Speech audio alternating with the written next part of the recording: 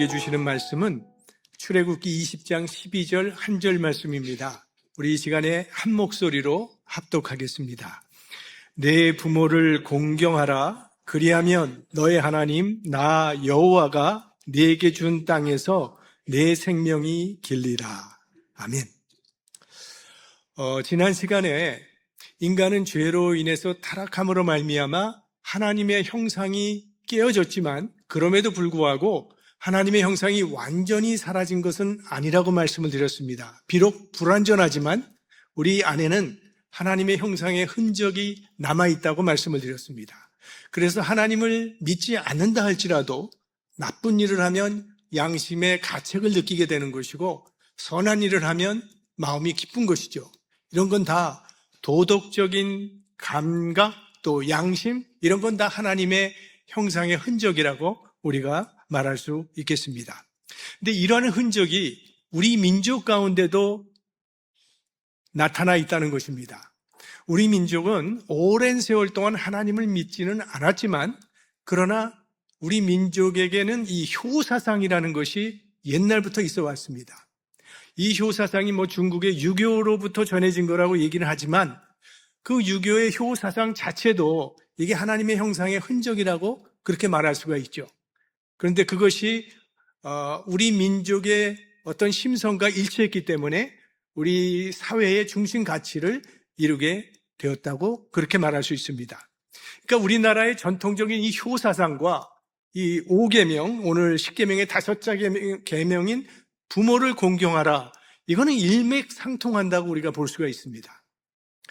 자, 그런데 그렇게 생각하면 우리가 이해가 잘 안 되는 하나의 사건이 있는데 그건 뭔가 하면 우리가 기독교가 처음 우리 한국에 들어왔을 때 천주교도 그랬고 우리 개신교도 그랬고 수없이 많은 핍박을 당했고 또 순교자가 많이 나오게 됐습니다.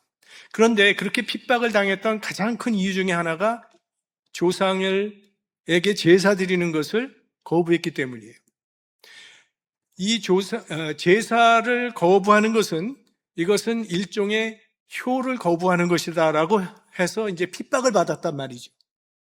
근데 사실 초기 신자들이 정말 부모 공경을 하지 않는 효 사상이 없기 때문에 그랬던 것은 절대 아니죠. 왜? 성경을 믿는 분들이었는데 성경을 보면 분명히 효 사상이 분명히 나타나 있거든요. 이 5계명 같은 거는 부모를 공경하라고 분명히 나와 있는데 왜 핍박을 받게 되었을까요? 그것은 한국의 효 사상이 변질되었기 때문이에요. 효라고 하는 것은 부모를 공경하는 것입니다. 그런데 한국의 효 사상은요, 부모 공경이라는 도덕적인 그 경계를 넘어서 이게 어떻게 보면은 조상을 숭배하는 이 우상 숭배로 변질이 된 거예요. 마치 조상을 신으로 받드는 그런 우상 숭배가 되었다는 거예요. 그래서 제사를 통해서 조상을 잘 섬기면 복을 받는다는 이 조상 숭배의 종교로 변질된 거죠. 바로 이 지점에 있어서 우리 기독교와 와의 어떻게 보면 신앙과의 충돌이 일어났던 겁니다. 그래서 사실은 우리 믿음의 조상들은 이 효라는 이름으로 행해지는 우상 숭배를 거부했기 때문에 사실은 핍박을 받은 것이다 라고 그렇게 볼 수가 있습니다. 사실 요즘도 우리 기독교는 제사를 거부하기 때문에 기독교를 이 효를 거부하는 종교라고 비난하는 사람들이 있지만 이건 기독교를 잘 몰라서 잘 모르기 때문에 그렇게 말하는 거고요. 사실 우리에게는 제사보다 더 좋은 게 있잖아요. 추모 예배라는 것이 있어요. 그리고 이 기독교는 사실은 부모가 돌아가신 후에 자라라는 종교가 아니라 부모가 살아계실 때 자라라고 잘 섬기라고 가르쳐주는 종교입니다. 그러니까 부모님이 살아계실 때 공경하는 게 그게 지혜 아니겠어요? 왜? 언젠가는 그런 기회가 사라져버릴 거기 때문에 부모 계실 때 잘 섬기라는 것이 우리 기독교의 가르침입니다. 자, 10계명은 사실은요, 이거 다 우리가 지켜야 될 계명이고 언제든지 지켜야 되는 그런 계명인데요. 이런 계명 중에 다른 9가지 계명은 다 우리가 언제든지 지켜야 되고 또 지킬 수 있는 계명이고 우리가 그거를 지키지 못했을 때는 회개하고 다시 순종할 수 있는 기회가 주어지는 계명들입니다. 그런데 이 5계명, 부모를 공경하라는 이 계명만은요, 내가 지키고 싶어도 지킬 수 없는 때가 찾아오는 계명이라는 거예요. 우리 부모님이 내 곁을 떠나버리면 더 이상은 내가 실천할 수 없는 그런 계명이에요. 그러니까 이게 부모를 공경하라고 하는 이 계명은 어떻게 보면 하나님께서 우리에게 후회 없는 인생을 살라고 주신 은혜의 계명이다. 이렇게 우리가 이해할 수 있을 겁니다. 근데 제가 이제 이 자리에 계신 분들을 보니까 아마 이 중에서는 부모님이 이미 세상 떠나신 분들도 꽤 많이 계신 것 같아요. 연령대로 볼 때. 그렇다면 부모님이 안 계신 분들에게는 내 부모를 공경하라는 이 계명이 관계가 없는 계명일까요? 그런 분들에게도 관계가 있는 계명입니다. 왜 그런가 하면 그건 제가 나중에 말씀드리도록 그렇게 하겠습니다. 자, 우리가 태어나서 가장 처음 맺는 관계는 이 부모와의 관계입니다. 우리는 육적인 출생을 통해서 부모님과 관계를 맺게 되고 영적인 출생을 통해서는 하나님과 관계를 맺게 되는데 그래서 마틴 루터는요, 부모를 하나님 다음으로 높여야 한다고 강조했어요. 자, 그렇다면 우리가 부모를 공경해야 하는 그 이유는 무엇일까요? 첫째는요, 이게 하나님의 명령이기 때문입니다. 부모 공경은 해도 되고 안 해도 되는 선택적인 교훈이 아니에요. 이건 반드시 순종해야 되는 하나님의 명령입니다. 그리고 부모를 공경하는데 거기는 조건이 없어요. 그냥 하나님의 명령이에요. 부모가 공경할 만하면 공경하고 그렇지 않으면 공경하지 않아도 된다는 그런 얘기가 아니에요. 그냥 조건이 없이 부모는 공경하라고 그렇게 돼 있어요. 상황에 따라 해도 되고 안 해도 되는 것이 아니라는 거예요. 어떤 상황이든 어떤 조건과 상관없이 반드시 공경하라는 그런 얘기예요. 왜? 그것이 마땅한 도리이기 때문입니다. 우리 동양인들은 이런 걸 천륜이라고 그렇게 부르잖아요. 자, 에베소서 6장 1절 같이 보겠습니다. 자녀들아 너희 부모를 주 안에서 순종하라. 이것이 옳으니라. 이 옳으니라는 게 이게 무슨 뜻이에요? 이건 당연한 일이라는 거예요. 설명이 필요 없다는 거예요. 마땅한 것이라는 뜻이죠. 그러니까 부모 공경은 사람으로서 마땅히 해야 될 도리라고 그렇게 말씀하고 있습니다. 소크라테스는 이런 말을 했대요. 자기 부모를 섬길 줄 모르는 자를 친구로 삼지 말라. 왜냐하면 그는 인간의 첫걸음을 벗어났기 때문이다. 이렇게 얘기했대요. 저는요, 예전에 기도할 때에 하나님 아버지라고 하지 않고 하나님 어머니라고 하는 사람 봤습니다. 아버지로부터 받은 상처가 너무 커서요, 하나님을 아버지라고 부를 때 이 거부감이 밀려와서 도대체 아버지라고 못 부르는 거예요. 그래서 하나님 어머니라고 부르더라고요. 근데 하나님은 남자입니까? 아니면 여자입니까? 하나님은 남자도 아니고 여자도 아니니까 신학적으로 문제가 되진 않아요. 하지만 듣는 사람에게는 좀 이렇게 생소하고 불편하죠. 그러니까 기도에 집중이 잘 안 되더라고요. 제가 이런 걸 보면 아버지의 죄가 자녀들의 삶을 뒤틀어 놓은 거예요. 그러니까 우리 부모들이 자녀에게 줄 수 있는 최고의 선물은 그 무엇보다도 존경받을 수 있는 부모가 되는 거예요. 그래야지만 부모로부터 신앙교육이 이루어질 수 있기 때문에. 물론 이 신앙교육을 부모만 하는 건 아니죠. 교회에서도 하고 학교에서도 하지만 그러나 자녀들의 신앙교육의 제1차 책임은 부모에게 있다는 것을 성경은 분명히 가르치고 있습니다. 신명기 6장 6절로 7절까지의 말씀 봅니다. 오늘날 내가 네게 명하는 이 말씀을 너는 마음에 새기고 네 자녀에게 부지런히 가르치며 집에 앉았을 때든지 길에 행할 때든지 누웠을 때든지 일어날 때든지 이 말씀을 강론할 것이며, 부모가 이런 부모가 되어야 된다고, 존경받을 만한 부모가 되어야 된다는 그런 얘기인데요. 이 존경해야 될 대상이 존경받을 만하지 못하게 되면 자녀는요, 평생 무거운 짐을 지고 살 수밖에 없습니다. 이 공경이라는 단어가 히브리어로 카바드라고 하는 단어예요. 카바드. 이 카바드라고 하는 단어의 뜻은요, 무겁다. 무겁다라는 그런 뜻이에요. 그러니까 공경하는 것이 그만큼 무거운 짐이 될 수도 있다는 그런 뜻이죠. 부모에게 받은 상처가 깊으면 깊을수록 그 무게는 더 무겁게 느껴질 수밖에 없어요. 그럼에도 불구하고 하나님께서는 공경하라 말씀하세요. 그러니까 어떻게 하든지 이 공경을 회복은 해야 합니다. 그래야 우리 삶의 상처가 치유가 되고 진정한 자유와 행복을 누릴 수 있기 때문에 반드시 부모를 공경할 수 있어야 돼요. 또 하나의 부모 공경의 이유는요, 우리 부모님들이 우리의 근본이기 때문이에요. 우리가 어디서 왔어요? 우리 부모님으로부터 왔죠. 우리의 부모님은 또 그분들의 부모님으로부터 왔고, 또 거기서 올라가고 또 거슬러 올라가면 인류의 첫 조상인 아담과 하와가 나오게 되고, 거기서 더 올라가게 되면 모든 것의 근원이 되시는 하나님께 이르게 됩니다. 그래서 성경은요, 근본을 귀하게 여기는 마음을 가지고 살아갈 것을 강조합니다. 왜냐하면 근본을 귀하게 여기는 마음은요, 곧 하나님을 인정하는 마음과 연결이 되기 때문에 그렇습니다. 그러므로 부모를 공경한다는 것은 결국 하나님을 공경하는 것이 되는 거예요. 부모를 공경하지 못하는 사람이 어떻게 하나님을 공경할 수 있겠어요?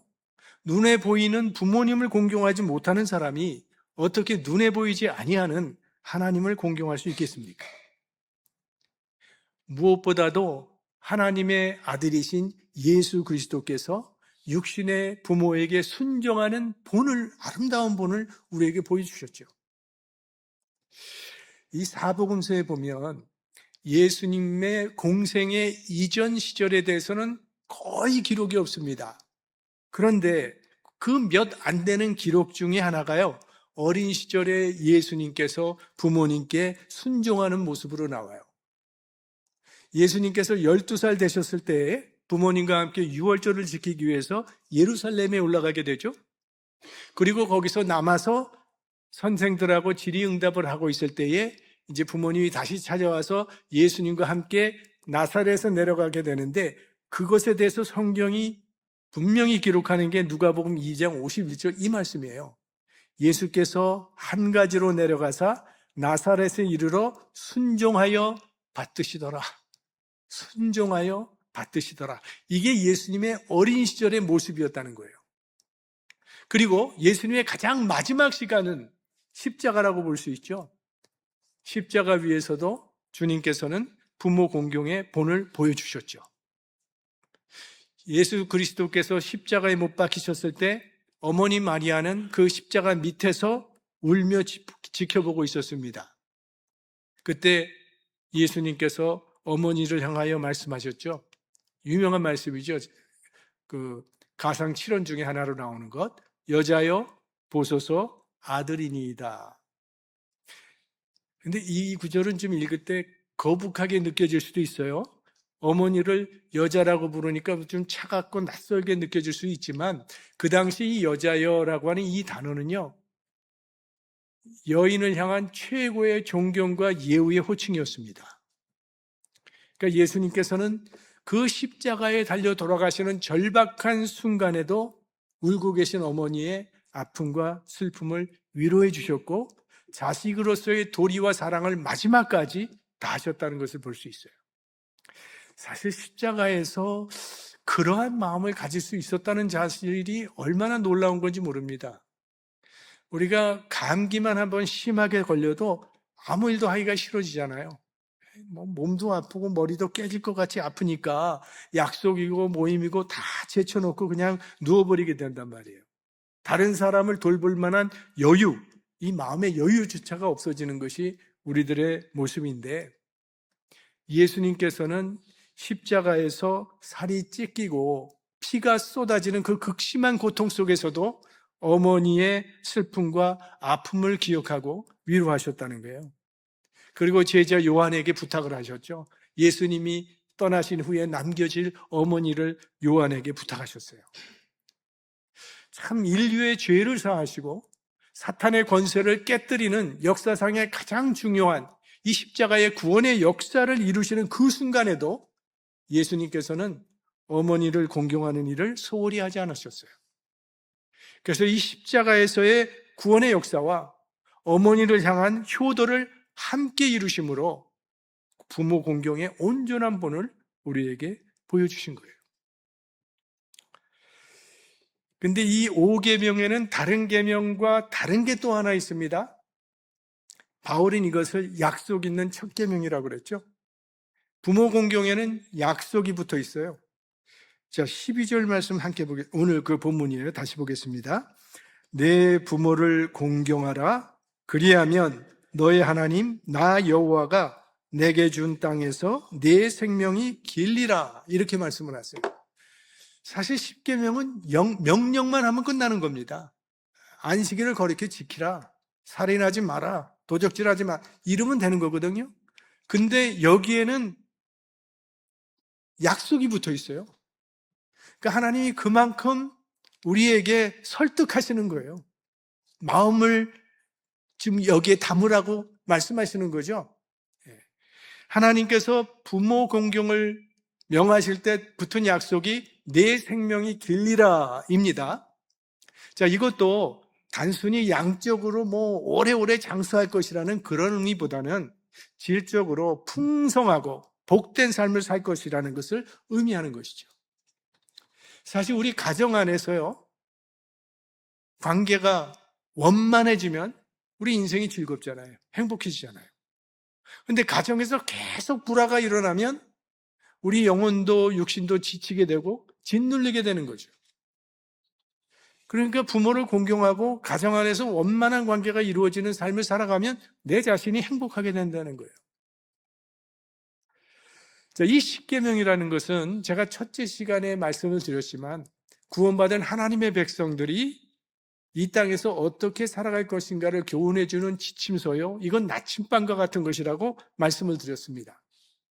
하나님의 백성이 어떻게 이 땅에서 행복하게 살 것인가, 평안을 누리며 살 것인가라는 그 지혜가 이 십계명 안에 담겨 있다는 거예요. 그런데 우리 인생이 단순하지 않잖아요. 참 복잡한데 이런 복잡한 인생을 어떻게 10가지 계명에 다 담을 수 있을까라는 의문을 가질 수가 있게 됩니다. 지금 오늘 세상에 지금 법이 얼마나 많은 줄 아십니까, 여러분? 지금 미국의 연방 법률이 몇 개나 되는가 제가 인공지능에 물어봤어요. 지금 미국 연방법이 몇 개나 되느냐고. 그랬더니 인공지능이 저에게 준 대답은요. 20만 페이지가 넘는다고 했어요. 20만 개가 아니라 20만 페이지가 넘는다는 거예요. 그래서 미국 법무부에서요.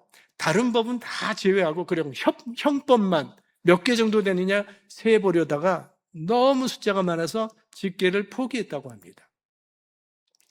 그게 지금 현실인데 10개밖에 안 되는 항목으로 어떻게 우리 삶 전체를 규정할 수 있겠느냐라고 하는 그런 의문이 생기잖아요. 자, 내 부모를 공경하라 이렇게 구체적인 방법을 주면서 구체적으로 언급하는 이 법이 어떻게 모든 것을 포함할 수 있느냐는 그런 의문이 생기는데요. 하지만 이 십계명을 자세히 보시면 구체적인 명령을 주시면서 동시에 그 속에 삶의 근본 원리가 들어있다는 거예요. 그래서 우리가 지금 살펴보고 있는 이 5계명도 마찬가지인데요.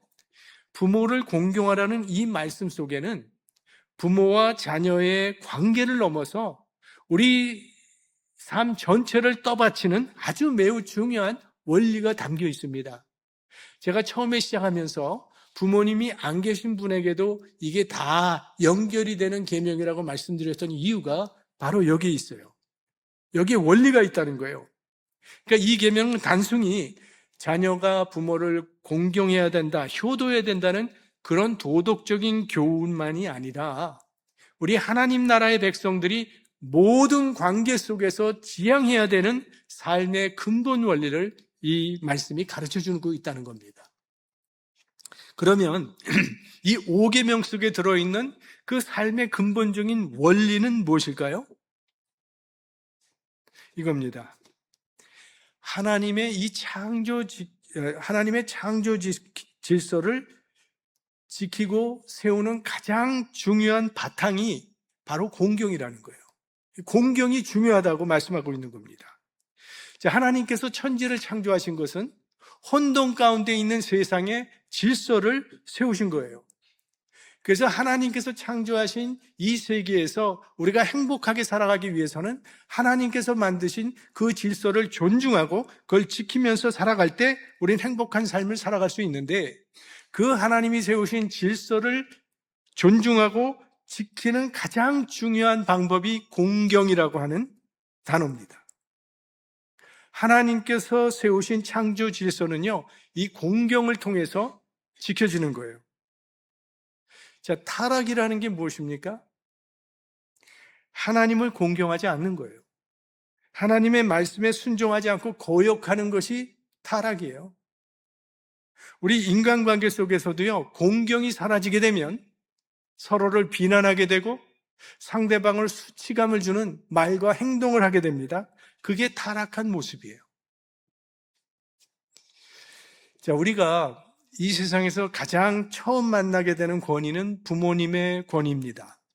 그 이후 우리는 학교라든지 직장이라든지 교회라든지 사회에서 수많은 유형의 권위를 만나면서 우리들의 인생을 형성해 나가게 되는 거예요.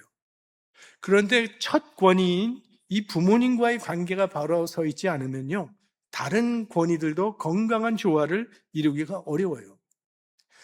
부모와 조화를 이루지 못하는 사람이 어떻게 다른 사람과 조화를 이룰 수가 있겠어요? 그래서 옛말에 충신을 구하려면 어떻게 하라고 그랬죠?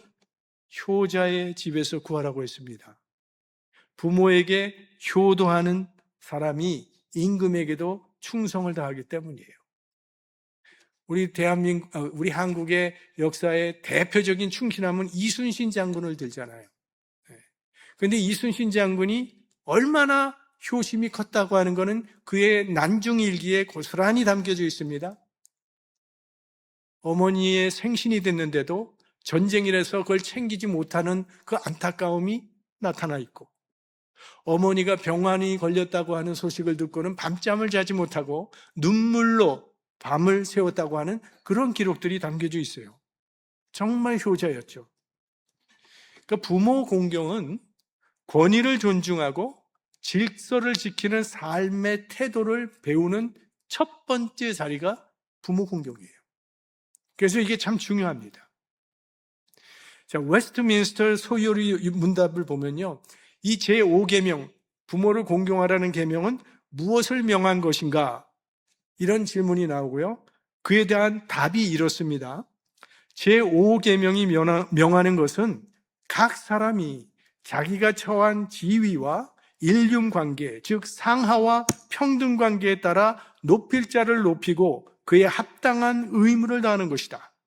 그러니까 부모 공경보다 훨씬 의미가 큰 거예요. 모든 질서에 대한 권위, 높일 자를 높이고 합당한 의미를 다하는 것이 이 제5계명의 가르침이라고 웨스트민스터 문답은 이야기하고 있어요. 즉, 이 5계명은 단지 부모를 공경하는 것이로 끝나는 것이 아니라 하나님께서 세우신 모든 권위에 순종하라는 뜻이 담겨 있다는 거예요.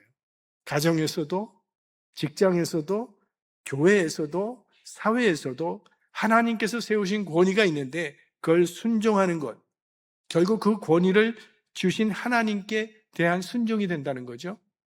사도 바울이 로마서 13장에 이런 말을 했습니다. 같이 보겠죠. 각 사람은 위에 있는 권세들에게 굴복하라. 권세는 하나님께로 나지 않음이 없나니 모든 권세는 다 하나님의 정하신 바라.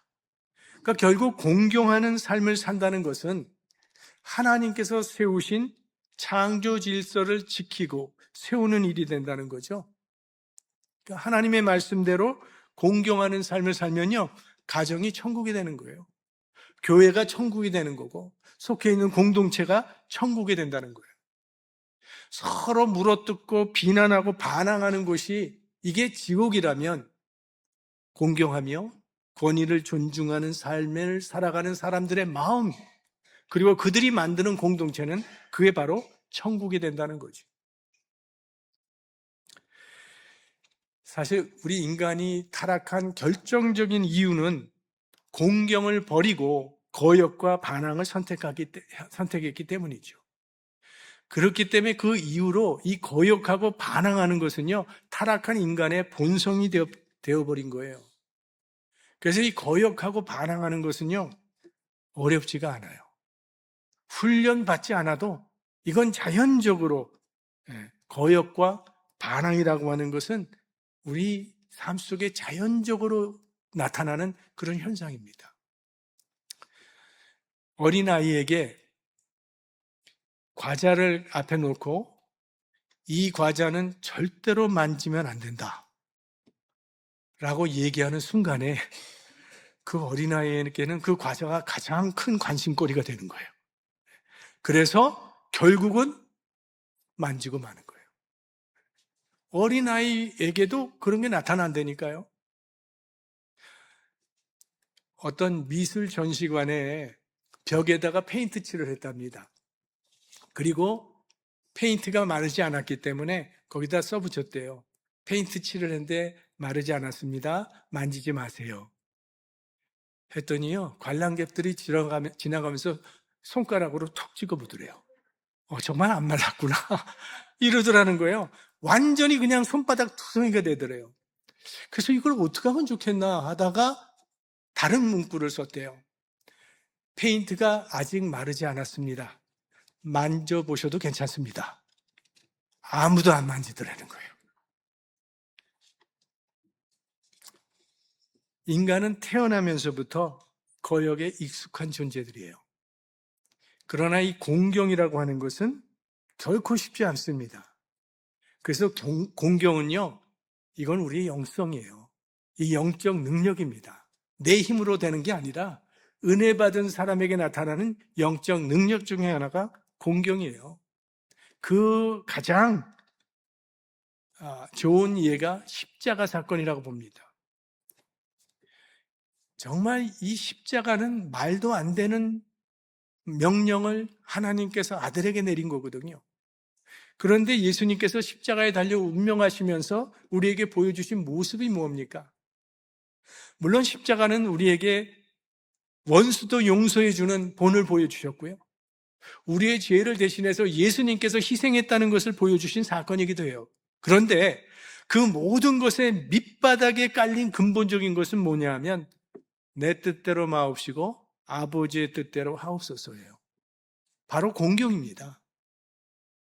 나의 하나님 어찌하여 나를 버리셨나이까 라고 부르짖으면서도 끝까지 아버지의 뜻에 순종한 것이 십자가예요. 그게 공경이에요. 그래서 우리가 예수님을 따라서 십자가를 진다고 하는 뜻은요, 바로 이 공경의 영성을 실천하는 겁니다. 자신의 뜻보다 하나님의 뜻을 앞세우는 공경의 영성을 실천하는 거예요. 그래서 공경은 영적 능력이에요. 우리 안에 깊이 뿌리 내려고 있는 이 거역의 죄성을 깨뜨리는 능력, 그것이 바로 공경입니다. 말씀을 마치겠습니다. 자, 오늘 이 5계명, 부모를 공경하라는 것은 단지 효도에 국한된 이야기가 아니에요. 이 계명은 구원받은 하나님의 백성이 어떻게 이 세상을 살아가야 하는지를 보여주는 삶의 원리라고 말씀을 드렸습니다. 그래서 내 마음속에 나도 모르게 이 반항의 스피릿이 머리를 들고 거역하고 싶은 마음이 들고 공경할 수 없는 생각이 들 때마다 그런 생각을 십자가에 못 박아버리고 이 공경하는 마음을 회복할 수 있기를 바랍니다. 그래야 우리 삶이 행복한 삶을 살 수 있어요. 하나님 아버지의 말씀을 온전하게 순종하신 예수 그리스도 때문에 저와 여러분이 생명을 얻게 되었죠. 예수님처럼 하나님의 뜻을 따라 살아갈 때 내가 생명을 얻게 되고 복되고 행복한 삶이 되는 것입니다. 여러분 모두 그런 은혜와 축복을 누릴 수 있게 되기를 주의 이름으로 축원합니다.